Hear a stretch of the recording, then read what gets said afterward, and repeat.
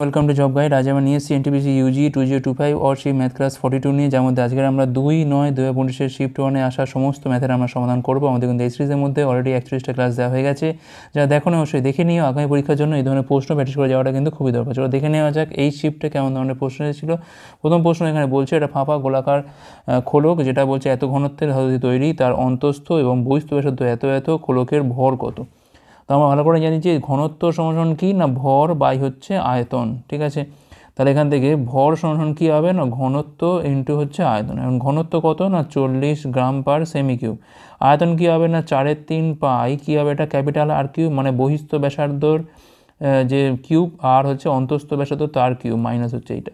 তাহলে 40 into 4/3 into 22/7, তাহলে যেখানে 64, 1 গেলে 63 পাচ্ছি, এখান থেকে আমার 7 দিয়ে কাটা হয় 9, 3 থেকে 9, এখান থেকে পাচ্ছি আমরা 4 16, আর এখানে পাচ্ছি আমি 22-এ কত হচ্ছে না 352 ইন্টু 3, মানে পাচ্ছি এখান থেকে আমরা 1056, পাশে একটা শূন্য। এখন এটা হলো গ্রামে, এখন আমাকে কেজিতে আনতে গেলে 3 ঘর আগে পয়েন্ট আসবে, তাহলে এখানে 10.56 কেজি হবে, যেটা আমাদের অপশান 4-এতে রয়েছে। পরের প্রশ্ন, এত টাকা তিনজনের মধ্যে এই অনুপাতে ভাগ করা হলে এই ভাগের মধ্যে বৃহত্তম এবং ক্ষুদ্রতম ভাগের মধ্যে অন্তরটা কত। তো সবটা মিলিয়ে কত হচ্ছে, 4 3 7 দিয়ে হচ্ছে 9, যার মান হচ্ছে 936, তাহলে একের মান হচ্ছে 104। তো সব থেকে বড় ভাগ কোনটা, এইটা। সব থেকে ছোটো ভাগ কোনটা, এইটা। এদের মধ্যে অন্তর কত না 2, তাহলে 104 ইন্টু 2 করলে পাচ্ছি এখান থেকে আমরা 208, যেটা হচ্ছে অপশান 4-এ আছে। পরের প্রশ্ন, এত টাকার এত পার্সেন্ট 15-এর 3/5 অপেক্ষা কত বেশি, তাহলে 75 ইন্টু হচ্ছে 65/100, তো কত হচ্ছে এখান থেকে, আর 15 ইন্টু 3/5, তো এখানে পাচ্ছি আমি 3 3 হচ্ছে এখান থেকে 9, আর 75 65 গুণ করলে কত পাচ্ছি আমরা 5 5 25, 5 2, 5 35, আর 30 হচ্ছে 65 দিয়ে 67, 7 6 6 42, 6 হচ্ছে 48, 48.75, অন্তরটা করলে পাবো এখান থেকে আমরা 39.75, যেটা হচ্ছে আমাদের অপশান 3-এতে রয়েছে। পরের প্রশ্ন, তো এখানে বলছে 25 মিটার এবং 36 মিটার দৈর্ঘ্য দুটো ইলেকট্রিক প্রবাহের দূরত্ব হচ্ছে কত না x মিটার, যদি তাদের নিজ নিজ শীর্ষের নিচ থেকে অন্যটির উচ্চতার দুটি কোণ একে অপরের পরিপূরক হয়, উচ্চতার দুটি কোণ, এটা উন্নতি কোণ, তাহলে x এর মানটা কত। তখন x দূরত্বে দুখানা পোল আছে, একটা হচ্ছে 25 মিটার আর একটা হচ্ছে এখান থেকে 36 মিটার। এখন এর প্রান্ত থেকে এইখানে একটা কোণ তৈরি হয়েছে, আর এইখান থেকে এইখানে একটা কোণ তৈরি হয়েছে, সরি এটা বেঁকে গেল, এইখান থেকে একদম মাথা অবধি, তো এই যে মাথার যে আছে না উন্নতি কোণটা তৈরি হতো, এটা আলফা, এটা হচ্ছে বিটা। এখন এই দুটো মিলিয়ে কত হচ্ছে না 90 ডিগ্রি পুরো কোণ হচ্ছে, ঠিক আছে। তাহলে আমি নাম দিলাম এটা ABCD। এখন এটা তো আমাদের এক্স বলা আছে, তাহলে ত্রিভুজ ABC থেকে কী পাচ্ছি না tan আলফা ইকুয়াল টু হচ্ছে এখান থেকে 25/x, আর ত্রিভুজ BCD থেকে কী পাচ্ছি আমরা এখান থেকে tan বিটা সমান সমান 36/x। বিটা মানে কি এখান থেকে 90 মাইনাস আলফা 36 মাইনাস এক্স, তাহলে এখানে পাচ্ছি আমি কড আলফা সমান 36/x। কড আলফার উল্টো কী হবে না ট্যান আলফা, তার মানে x/25 ইকুয়াল টু 36 হচ্ছে এক্স, আর x² ইকুয়াল টু 5² ইন্টু হচ্ছে 6², তাহলে এখান থেকে এক্সের মানটা খুব সহজেই পেয়ে যাচ্ছি আমরা 5 × 6, যেটা হচ্ছে আমাদের 30 মিটার। পরের প্রশ্ন, একজন সরবরাহকারী 5,000 টাকা দ্রব্যের ওপর একটা 20% ট্রেড ছাড় দেয়, অতিরিক্তভাবে ছাড় প্রাপ্ত মূল্যের ওপর 10% স্কিম ছাড় দেয়। উভয় ছাড় দেওয়ার পর দ্রব্যটির অন্তিম মূল্য কত হবে।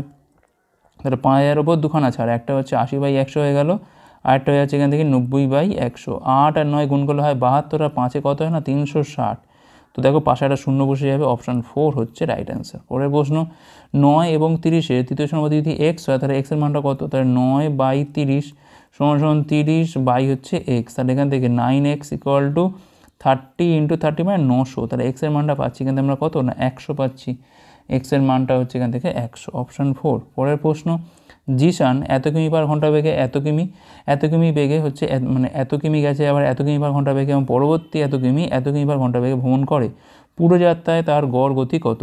তাহলে অ্যাভারেজ স্পিড কী হবে, টোটাল ডিস্টেন্স বাই হচ্ছে টোটাল টাইম। ডিস্টেন্স কত 252, তারপর হচ্ছে এখান থেকে 150, তারপর হচ্ছে এখান থেকে 680, টাইমটা কত এখান থেকে না 252 কিমি এত বেগে, মানে এটা দিয়ে ভাগ করবো আমরা 150 কিমি 30 কিমি পার ঘন্টা এর পেয়ে যাচ্ছি, আর 680 হচ্ছে 68 পাচ্ছি এখান থেকে আমরা, তো 2 পাচ্ছি এখান থেকে আমরা 25 15 হচ্ছে এখান থেকে 40, আর 68তে পাচ্ছি কিন্তু আমরা 108 মানে 1082 পাচ্ছি। এখন এখানে পাচ্ছি আমি 4, এখানে পাচ্ছি আমি 5, এখানে পাচ্ছি আমি 10, 10 5 15 4 হচ্ছে 19, তাহলে 19 দিয়ে কিন্তু এটাকে একটু ভাগ করে দেখতে হবে। 5 19 হচ্ছে এখান থেকে 95, তাহলে এখানে পাচ্ছি আমি কত না 13, 132, 6 19 14 7 19 তো 6 19 দিয়ে যাবে প্রায় 56 পয়েন্ট সামথিং তো আসছে, মানে অপশান 4। পরের প্রশ্ন, 1450-এর ওপর 48%-এর একক ছাড় একই পরিমাণের ওপর 10% এবং 40%-এর পরপর দুটো ছাড়ের মধ্যে পার্থক্য কত? তো দেখো 48%-এর হচ্ছে এটা একটা সিঙ্গেল ডিসকাউন্ট, আর 10% 40%-এর বলছে পরপর দুটো ছাড়, তার মানে 10 + 40 - 40 × 10 বাই হচ্ছে 100, তাহলে 50 থেকে 4 গেলে হচ্ছে 46%। তাহলে এফেক্টিভ যে ডিফারেন্সটা কত না 2%-এর ডিফারেন্স, অর্থাৎ 2% মানে 2/100 অফ 1450।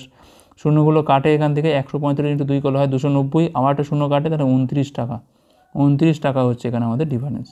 পরের প্রশ্ন সলভ করতে হবে। তো গুণ করার সময় 4 4 কেটে যাচ্ছে, এখান থেকে 3x² মাইনাস হচ্ছে এখান থেকে 100x plus 68 minus 3x² minus 24x plus হচ্ছে এখান থেকে 39, তাহলে এখানে পাচ্ছি আমি 124x পাচ্ছি, 8 9 17 7 হাতে রয়েছে 1, 6 থেকে 9 কে 10, 107 পাচ্ছি এখান থেকে আমরা, যেটা হচ্ছে অপশান 4-এতে আছে। পরের প্রশ্ন, শাহিদ এবং মীরাকে তাদের নিজের গাড়িতে দিল্লি থেকে কানপুরে যেতে হবে। শাহিদ এত কিমি/ঘন্টা বেগে গাড়ি চালাচ্ছেন এবং মীরা এত কিমি/ঘন্টা বেগে গাড়ি চালাচ্ছেন। শাহিদ 14 ঘন্টা সময় নিলে মীরা কানপুর পৌঁছতে কত সময় নেবে? তাহলে শাহিদের বেগ ইন্টু হচ্ছে সময়, একইভাবে মীরার বেগ ইন্টু হচ্ছে সময়, ধরলাম যেটা টি লাগবে। 14 7 98, তাহলে টির মানটা এখান থেকে পেয়ে যাচ্ছি কত না 6 ঘন্টা, অপশান 3। পরের প্রশ্ন কি বলছে এখানে, বার্ষিক সুদের নির্দিষ্ট হারে যা বার্ষিক চক্রবৃদ্ধি হারে বৃদ্ধি পায় 2 বছরে 400 পরিমাণটা হচ্ছে এখান থেকে 529, তাহলে বার্ষিক সুদের হারটা কত? তাহলে এটা হচ্ছে আমার পি, যেটা হচ্ছে 400, এটা হচ্ছে আমার অ্যামাউন্ট 2 বছর পর, যেটা হচ্ছে 529। এখন এটা হচ্ছে 20² আর এটা হচ্ছে 23², তার মানে 20 টাকাটা কিন্তু 23 টাকা হচ্ছে। মাথায় 2টাকে ইগনোর করো, এটা কিন্তু আসছে 2 বছরের জন্য। তাহলে 3 টাকা সুদ হচ্ছে 20 টাকার ওপর, তাহলে 100-র ওপর কত হবে? 20 দিয়ে কাটলে হয় 5, 3 5 হচ্ছে 15%, 15% হচ্ছে এখানে আমাদের রেট, অপশান 2। পরের প্রশ্ন, একজন ব্যবসায়ী 58% লাভে আটা বিক্রি করার দাবি করেন, কিন্তু অসৎভাবে এমন একটা ওজন ব্যবহার করেন যা তার উল্লেখিত ওজনের থেকে 8% কম। ব্যবসায়িক মোট লাভের শতাংশ কত? তো আমরা অঙ্কগুলোর ক্ষেত্রে এসপি আর সিপি রেশিওটা করি। 58% লাভ মানে 100 টাকা যদি সিপি হয়, তাহলে 158 টাকা হচ্ছে এখানে আমাদের এসপি। আর 8% কম মানে তার থেকে কিন্তু নিচ্ছে 100 গ্রামের দাম, কিন্তু লোককে দিচ্ছে কত না 92। ওকে, তাহলে এখানে কেটে গেল এটা, আর এখানে কাটাকুটি করলে পাচ্ছি 79, এখানে পাচ্ছি 46। তো এবারে দেখতে হবে কাটাকুটি করে, তো এখান থেকে পাচ্ছি 3 3 33 টাকা লাভ হচ্ছে 46 টাকার ওপর, তাহলে 100-র উপর লাভ কত হবে? তো এখান থেকে 3300 আর হচ্ছে এখান থেকে 46, তো 7 দিয়ে তো যাবেই, 6 7 42 2 4, 7 7 হচ্ছে 28 আর 4-এ হচ্ছে 32, তাহলে এখান থেকে 4 দিয়ে খাওয়ার পাচ্ছি আমরা 322 মানে 80। তো এটা এবার কিন্তু 1 দিয়ে যাবে, সরি 7 তো 71, তো 71%-এর, আচ্ছা পুরোটা দেখতে হবে কারণ এখানে 72ও তো আছে, 46, তাহলে এখানে পাচ্ছি আমি 4 4 একে 5 3 340 পয়েন্ট খাইয়ে, কিন্তু সেক্ষেত্রে প্রায় এটা 7 খাওয়াতে হয়ে থাকে 71.7, মানে কিন্তু সেটা কিন্তু আবার প্রায় 72%-এর কাছে, এটা কিন্তু খুব ক্লোজ আছে, তাই দেখতে হবে আমাদের এটা। অপশান 3 হচ্ছে এখানে আমাদের রাইট অ্যান্সার। পরের প্রশ্ন, দুটি ধনাত্মক সংখ্যার গুণফল হচ্ছে এত, প্রথম সংখ্যাটা দ্বিতীয়টার বলছে 5 গুণ, দুটি সংখ্যার যোগফল কত? যদি একটা এক্স হয় তাহলে আরেকটা হচ্ছে এখান থেকে 5x, এ দুটোর গুণফল কত? এখান থেকে না 80, তাহলে x² মানটা পাচ্ছি এখান থেকে আমরা 16, তাহলে x-এর মানটা পাচ্ছি এখান থেকে আমরা 4।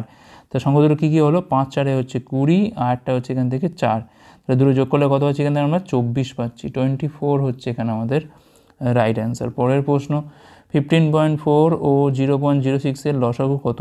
তো 154 বাই হচ্ছে 10, 6 বাই হচ্ছে 100, 77 বাই হচ্ছে 5, 3 বাই হচ্ছে এখান থেকে 50, তাহলে এলসিএম করলে পাবো এখান থেকে আমরা 3 × 77 আর এখানে পাবো হচ্ছে 5, 231 বাই হচ্ছে 5, উপরে 2 দিয়ে গুণ করলে পাচ্ছি 465, তলায় পাচ্ছি আমরা 10, তাহলে অ্যান্সার কত হচ্ছে এখান থেকে 46.2, যেটা হচ্ছে আমাদের অপশান 2-তে রয়েছে। পরের প্রশ্ন, যদি এত টাকা এত বছরের জন্য এত % সুদের হারে ধার করা হয়, তাহলে সরল সুদের পরিমাণটা কত হবে?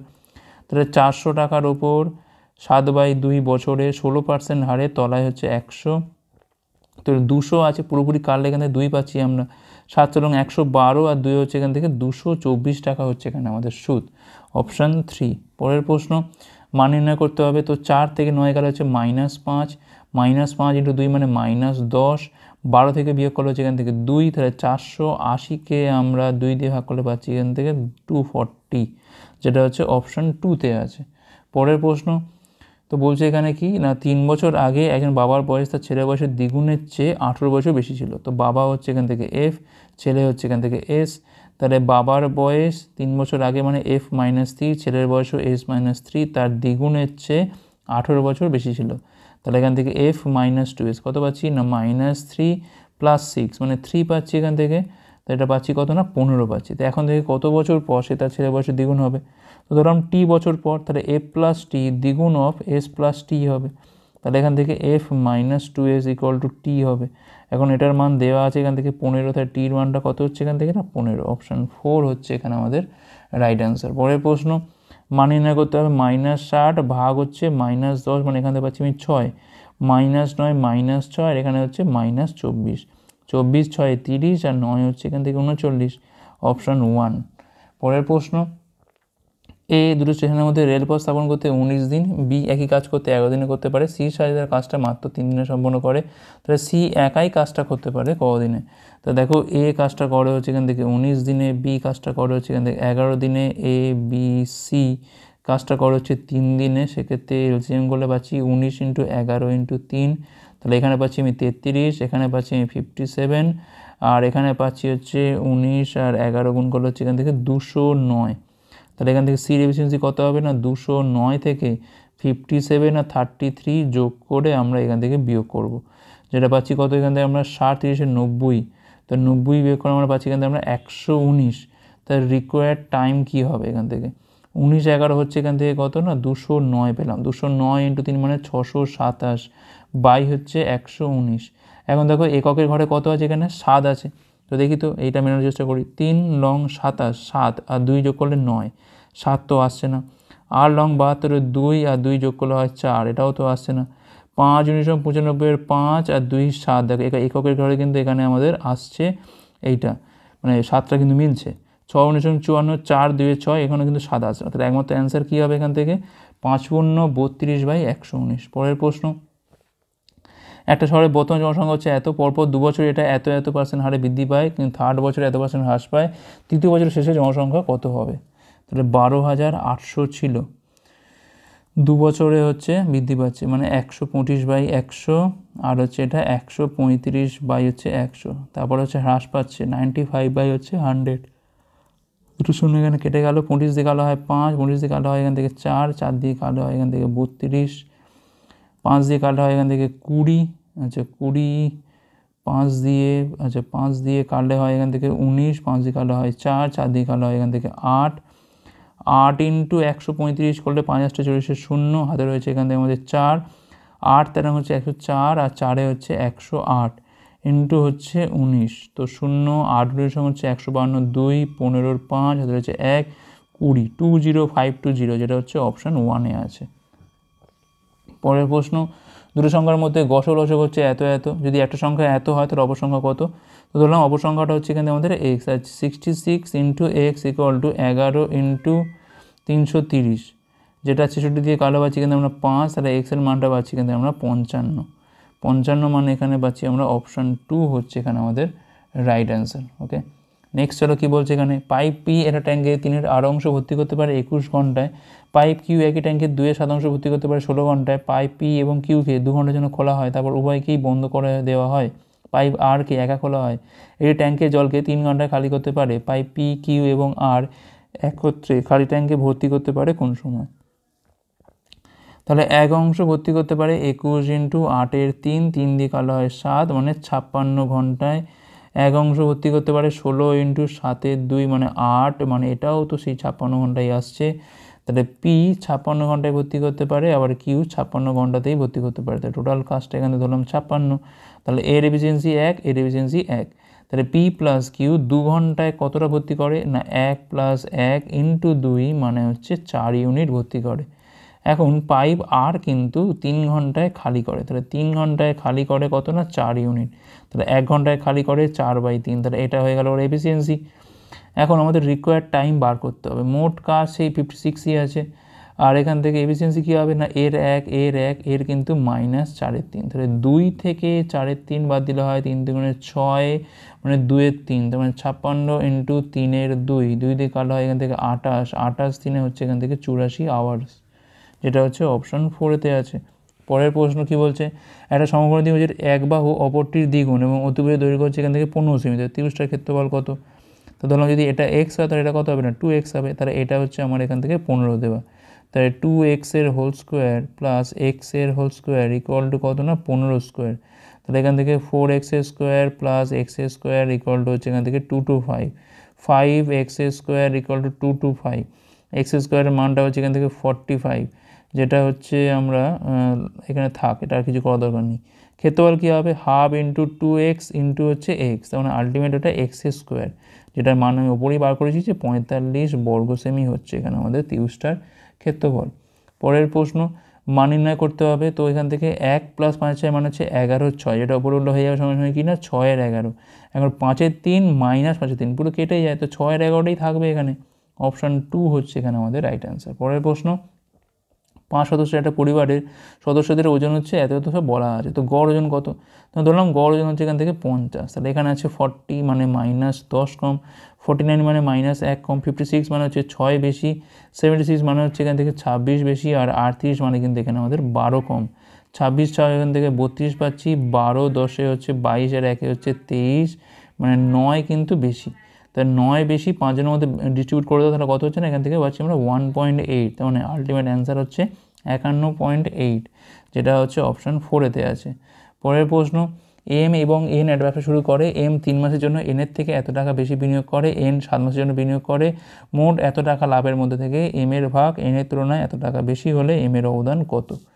তো আমরা যেটা করছিলাম সেটা হচ্ছে কি না কাটাকুটি করছিলাম, 164 দুগুণ হচ্ছে এইটা, 164 3 হচ্ছে এইটা, তাহলে 2 দিয়ে আবার কালো পাচ্ছি, এখান থেকে আমরা 15 পাচ্ছি, তাহলে এখান থেকে m + n এর মানটা হচ্ছে 15, আর এখান থেকে m - n এর মানটা পাচ্ছি 1, তাহলে m এর মানটা কত হবে না 15 + 1/2, 16/2 মানে হচ্ছে 8 পাচ্ছি, n এর মানটা পাচ্ছি 15 - 8 সমান পাচ্ছি কত না 7, ঠিক আছে।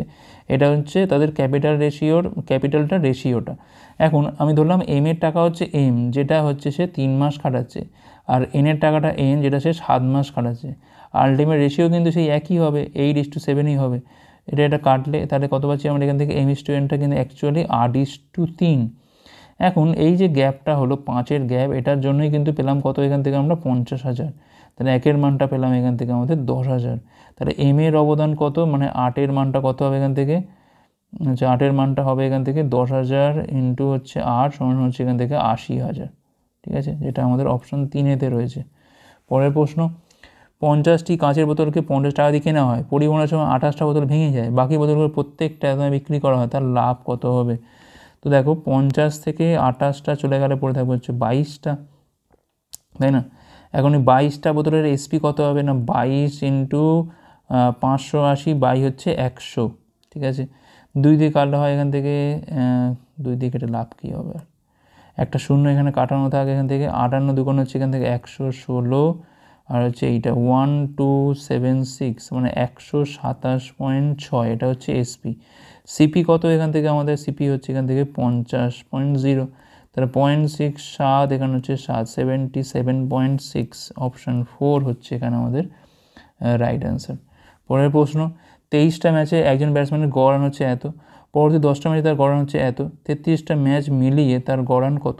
42 ইন্টু হচ্ছে 23, 23 দুগুণ 46 হচ্ছে 6, হাতে রয়েছে 4, তাতে হচ্ছে 92, আর 4-এ হচ্ছে এখান থেকে 96, 966 প্লাস 13 ইন্টু 10 করলে কত পাচ্ছি এখান থেকে আমরা 130, 6 9 9-কে 10, তাহলে এখানে পাচ্ছি আমরা কত না 1096 পাচ্ছি, 33 দিয়ে ভাগ করলে পাচ্ছি আমরা 33 3 99, 106, 33 3 99, দেখো 33 পয়েন্ট সামথিং তো আসছেই আসছে, যেটা আমাদের অপশান 3-এতে রয়েছে।